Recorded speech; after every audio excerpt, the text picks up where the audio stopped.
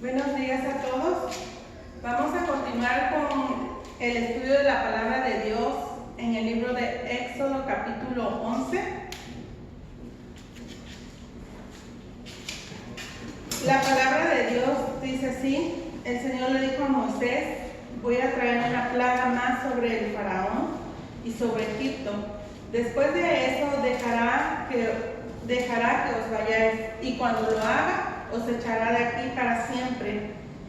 Habla con el pueblo y diles que todos ellos, hombres y mujeres, deben pedirles a sus vecinos y vecinas objetos de oro y de plata. El Señor hizo que los egipcios vieran con buenos ojos a los israelitas. Además, en todo Egipto, Moisés mismo era altamente respetado por los funcionarios del faraón y por el pueblo. Moisés anunció así dice el Señor: hacia la medianoche pasaré por todo Egipto, y todo primogénito egipcio morirá, desde el primogénito del faraón, que ahora ocupa el trono, hasta el primogénito de la esclava que trabaja en el molino. Lo mismo que todo primogénito del ganado. En todo Egipto habrá grandes lamentos, como no los ha habido ni volverá a haberlos. Pero entre los israelitas ni los perros le ladrarán a persona o animal alguno. Así sabrán que el Señor hace distinción entre Egipto e Israel. Todos estos funcionarios tuyos vendrán a verme y de rodillas me suplicarán: vete ya con todo el pueblo que te sigue. Cuando esto suceda me iré. Y ardiendo de ira salió Moisés de la presencia del faraón. Aunque ya el Señor le había advertido a Moisés que el faraón no les iba a hacer caso y que tenía que ser así para que las maravillas del Señor se multiplicaran en Egipto, Moisés y Aarón realizaron ante el faraón todas estas maravillas, pero el Señor endureció el corazón del faraón y éste no dejó salir de su país a los israelitas. Hasta ahí el capítulo 10. Aunque en esta lección tomé algunos versículos del capítulo 12, voy a mencionarles algunos sucesos importantes o tratar de sintetizarlos. De este capítulo nos está narrando la escritura que antes de salir Moisés de la reunión que tuvo con Faraón, la última vez, Dios le da a conocer la última plaga que vendría, pero ahora era un poco distinto. Los israelitas se tenían que preparar para la llegada de esa plaga. Aunque a ellos no los tocaría, sí tenían que seguir algunas indicaciones que se les dio, es decir, tenían que seguir cierta obediencia. Moisés salió muy enojado de delante del faraón. Y así como Faraón lo amenazó de muerte, él también le dijo: todos tus funcionarios vendrán a rogarme que me vaya con mi gente, porque lo que viene es que todo primogénito morirá. Aquí se narra cómo Dios hizo distinción entre los egipcios e Israel. Pero los israelitas tenían mucho trabajo por hacer. Recibieron indicaciones precisas que tenían que seguir al pie de la letra. Esto viene en el capítulo 12 del 1 al 12 y sintetizado es más o menos así. Tenían que apartar un cordero o un cabrito de 1 año sin defecto. Si la familia era pequeña y no alcanzaba a comerse ese cordero, se tenían que juntar con otra familia para poder consumir todo el cordero. Debían cuidar de no desperdiciar nada. Y si algo sobraba de la comida tenían que quemarlo. No podían cocinar el cordero en el guiso que ellos querían, sino que tenía que ser asado en la lumbre, con hierbas amargas y con pan de levadura. Debían estar bien vestidos y bien calzados. Pero también tenían que pedirle a los egipcios, sus vecinos, lo más que pudieran de cosas de oro y de plata, y también ropa. Con la sangre de ese cordero debían pintar el marco de la puerta. Si 2 familias se unieron para comer el cordero, debían elegir una sola casa para preparar y comer el cordero, y solo en el marco de esa casa debían pintar. Ambas familias debían estar ahí esperando que pasara el ángel de la muerte. Solo así salvarían sus vidas. Era mucho trabajo que tenían por delante los israelitas para la llegada de la última plaga.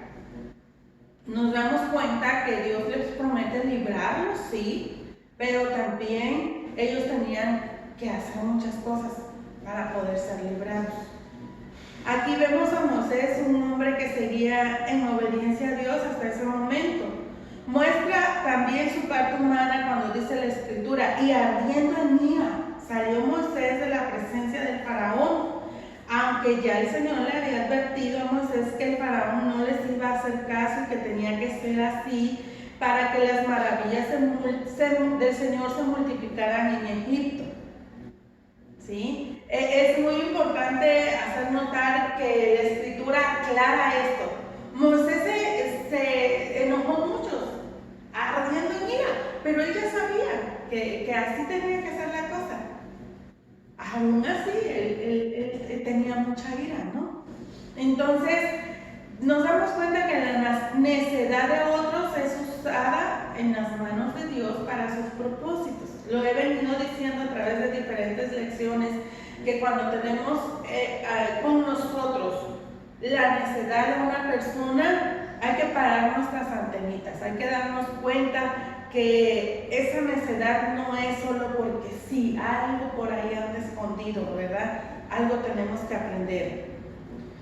Entonces podemos aprender en este capítulo o darnos cuenta que en el transcurso de las plagas el temor de Dios ya estaba presente tanto en israelitas como en algunos funcionarios de Faraón. ¿Qué es el temor de Dios? El temor a Dios es un miedo reverencial. No podemos negar que el temor a Dios es miedo, pero es un miedo que debemos mostrar reverencia y respeto ante Dios, y que de alguna manera es un don del Espíritu Santo. ¿Por qué ante el transcurso de todas esas plagas el temor de Dios ya estaba presente en funcionarios egipcios y en el pueblo de Israel? Bueno, pues había habido una demostración de poder muy fuerte. Plagas, ranas, piojos, muertes de ganado, de tantas cosas, y era el anuncio y el cumplimiento. Se estaban dando cuenta que con Dios no se juega, que Dios lo que anunciaba lo cumplía, y es algo que hoy día lo tenemos lejos, es algo que se nos pierde de vista. Estamos muy confiados en el amor apapachador y en el amor consentidor de nuestro Dios, y es verdad, Dios nos ama, nos apapacha, nos consiente, eso es cierto, pero no podemos olvidarnos de que lo que Dios ha anunciado en su palabra se cumple, que las indicaciones que hemos recibido de parte de Dios en su palabra las tenemos que obedecer, porque se van a cumplir. La palabra de Dios se cumple. ¿Nos ama? Sí, muchísimo. Nos demuestra su amor día a día. Por eso estamos hoy día de pie. Sin embargo, no hay que perder de vista que tenemos a un Dios soberano a quien le debemos reverencia y respeto. Estemos dentro de una iglesia o fuera de una iglesia, porque Él lo ve todo en todo tiempo.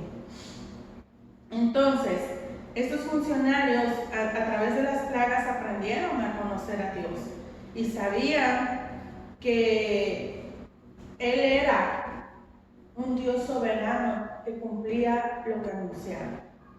Dice el verso 3 del capítulo 10, el Señor hizo que los egipcios vieran con buenos ojos a los israelitas. Además, en todo Egipto, Moisés mismo era altamente respetado por los funcionarios del faraón y por el pueblo. Nos damos cuenta que a pesar de que Faraón seguía obstinado, ya los efectos de la demostración del poder de Dios ya estaban en muchos funcionarios. Ya había temor de Dios, ya estaban respetando a Moisés, ya estaban dándose cuenta que el mensaje que Moisés daba no era propio, sino que venía de parte de Dios. Este capítulo recuerda esa verdad importantísima: debemos tener temor de Dios.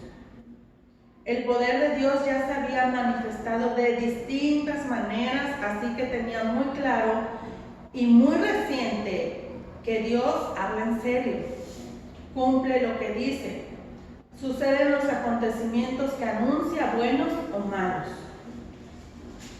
Las cosas habían cambiado. Ahora los esclavos que habían sido humillados y abusados por largo periodo ahora eran los protegidos del Dios Altísimo. Dice el verso 7: pero entre los israelitas ni los perros le ladrarán a persona o animal alguno. Así sabrán que el Señor hace distinción entre Egipto e Israel. Todo tiene un tiempo, amén. Es el tiempo preciso que Dios ha establecido desde siempre. Todo tiene un inicio y un final. Y saca del sufrimiento a toda persona que recurre a pedir ayuda al Señor, ¿verdad? Recordamos lo que Jeremías también anunciaba de parte de Dios: clama a mí y yo te responderé.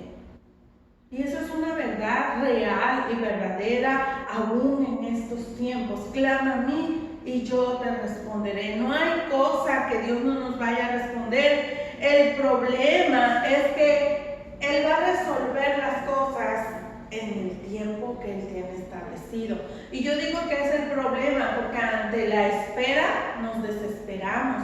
Ante la espera, la desesperación nos lleva a desobedecer a Dios y perdemos todo lo que habíamos ganado.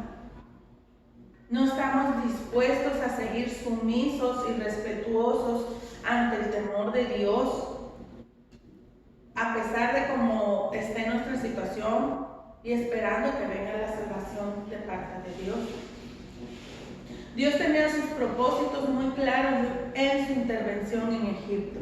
Menciona en el capítulo 12, verso 12: esa misma noche pasaré por todo Egipto y heriré de muerte a todos los primogénitos, tanto de personas como de animales, y ejecutaré mi sentencia contra todos los dioses de Egipto. Yo soy el Señor. Dios les dejó claro a todo Egipto que no había otro Dios. Quizás ellos no lo conocían, pero ahora ya tenían noticias de ese Dios y sabían que Él cumplía lo que anunciaba. Ese era el propósito de Dios: derribar la idolatría que había en Egipto y darse a conocer con esas personas que no le conocían.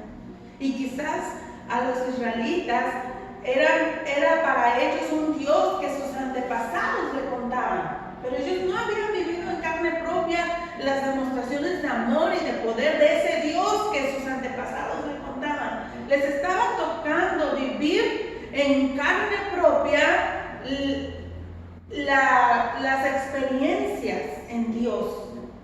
Estaban viviendo sus propios testimonios. Muchas veces como abuelos les duele lo que puedan estarle pasando a sus nuevas generaciones. Sin embargo, a veces hay que entender que es necesario que pasen por ahí, porque ellos tienen que tener sus propias experiencias en Dios. Porque si no, se queda eso. Esto es como ese Dios de mi abuelito o de mi abuelita que me contó que cuando ella iba para allá o para acá, le sucedió esto y Dios le ayudó. Fue una historia para él. Pero ahora, ante una situación difícil, pueden tener la oportunidad de conocer a Dios y de vivir sus propios testimonios.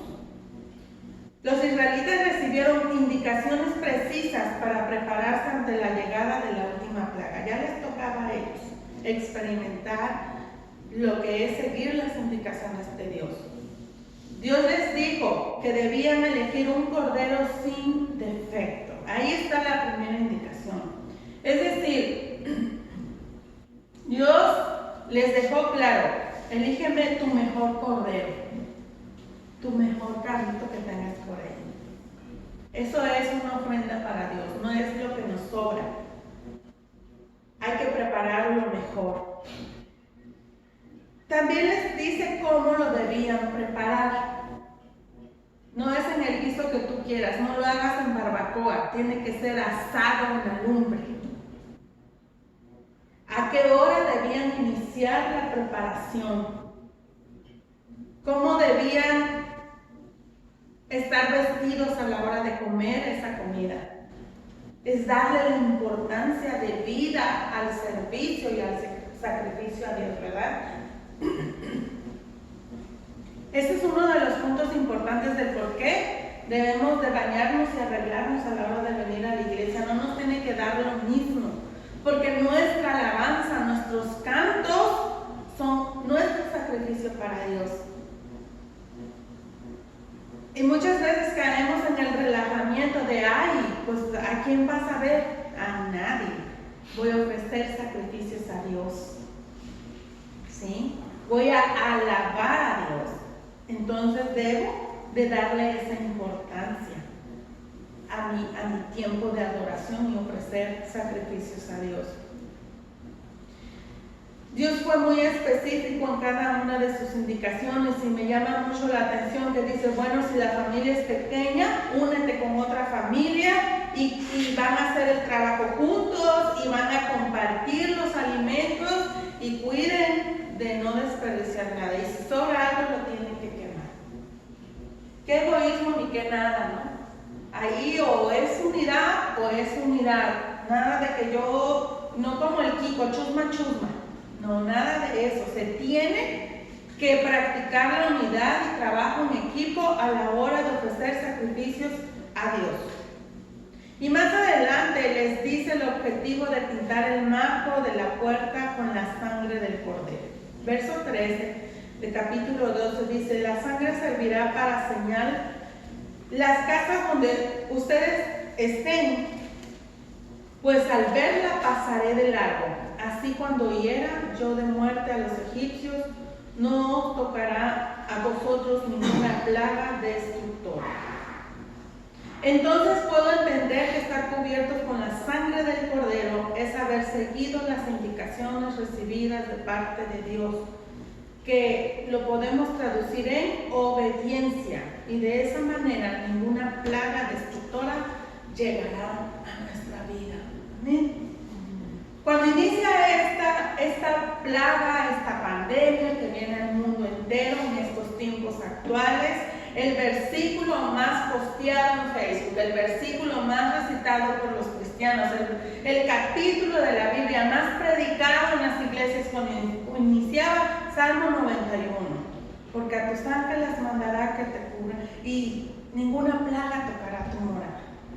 Pero aquí nos estamos dando cuenta cuál es el real significado y el por qué la plaga no va a tocar mi morada. La plaga no va a tocar mi morada cuando yo siga las indicaciones específicas de parte de Dios, que traducido es obediencia.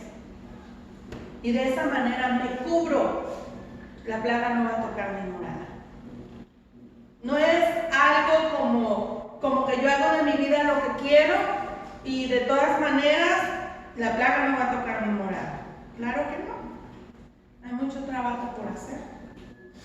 Sabemos que Dios nos ama y que Él ha pagado todo nuestro pecado en la cruz, pero alguna vez el Señor Jesucristo con sus propias palabras dijo, ¿me amas?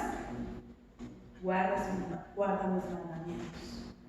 Eso quiere decir amar a Dios, obedecer. En la narración de las plagas tenemos a interesantes personajes. Este capítulo ya está cerrando, anunciando la última plaga que tocaría al pueblo de Egipto, que sería la muerte de los primogénitos.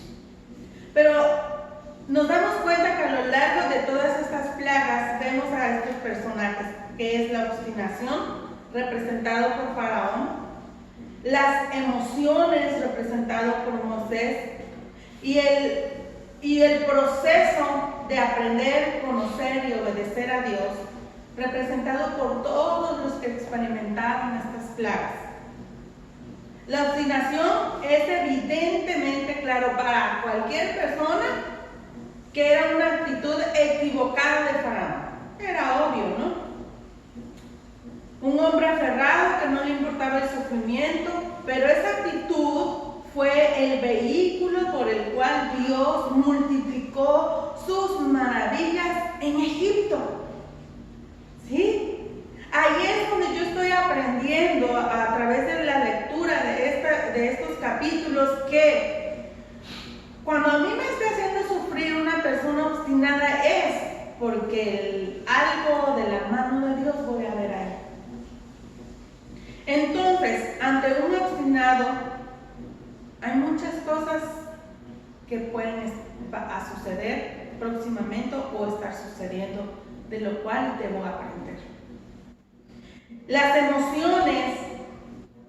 Moisés, nos damos cuenta como ese hombre que estaba delante de un proyecto tan importante de Dios, delante de la obra de Dios. Este hombre pasó por diferentes momentos. En el principio lo vimos desanimado, reclamando a Dios, y al final enojado y con ira. No es fácil estar al frente de la obra de Dios o de cualquier proyecto que Dios nos ponga. Se experimentan diferentes emociones que nos llevan quizás como en algún momento a Moisés, a desilusionarnos del pueblo. Él estaba desilusionado del pueblo, pero ¿para qué me mandas a este pueblo, Señor, si mira, ni siquiera me creen? Él pasó por todos esos momentos, no fue fácil para él. Y eso también lo tenemos que aprender. No es tan fácil a ser líder, aunque todo el mundo cree que es lo más fácil. No es tan fácil. Sin embargo, también aprendemos que Moisés, ante todas estas emociones, su único refugio fue Dios mismo. A él acudía cuando se sentía desanimado, desmotivado o incluso enojado. A él acudía. Él al final se enciende en ira porque Faraón lo amenazó, olvidando una y otra vez que Dios le había advertido cuál iba a ser la actitud de Faraón. ¿Cuántas veces se nos olvida, verdad? Que Dios nos advierte una y otra vez: es necesario que pases por esto. Una y otra vez en la palabra de Dios, de una u otra forma nos dice: en el mundo vas a tener tribulaciones, pero confiad, yo he vencido al mundo. Mira, es necesario que seas probado como el oro. ¿Cuántas y cuántas formas Dios tiene de decirnos: los momentos difíciles van a venir? Vas a pasar por ahí, pero es necesario, una y otra vez, ¿sí? Entonces, que no se nos olvide y tratar de aferrarnos a lo que Dios nos ha llamado, que es la obediencia y alabanza a Él. Nos damos cuenta que el último personaje que podemos ver es ese proceso de aprendizaje, conocimiento y obediencia a Dios. Definitivamente todos los involucrados estaban en este proceso de conocer a Dios, aprender cómo era Él, cómo actuaba y sobre todo aprender a obedecerlo. Fíjese, en repetidas ocasiones Faraón quiso dejar ir al pueblo de Israel, pero bajo sus condiciones. Es decir, bueno, esa es la indicación de Dios, pero yo digo que lo hagas de esta manera. Ok, Moisés, ya está bien, ya entendí. Bueno, eso dice tu Dios, pero yo digo que mejor de esta forma. No, de ninguna manera, como Faraón lo quería acomodar, fue recibido de parte de Dios. Y Dios decía: no, es como yo digo. Así que, si queremos acomodar las cosas, eso no es obediencia, es desobediencia. Dios lo dejó muy claro a ojos de todos. Entonces podemos aprender de este capítulo ciertos principios que podemos aplicar en nuestra vida. Primero, y lo primero que debemos aprender es que tener temor a Dios es lo conveniente, es lo sabio. Dice la Escritura que el principio de la sabiduría es el temor a Dios.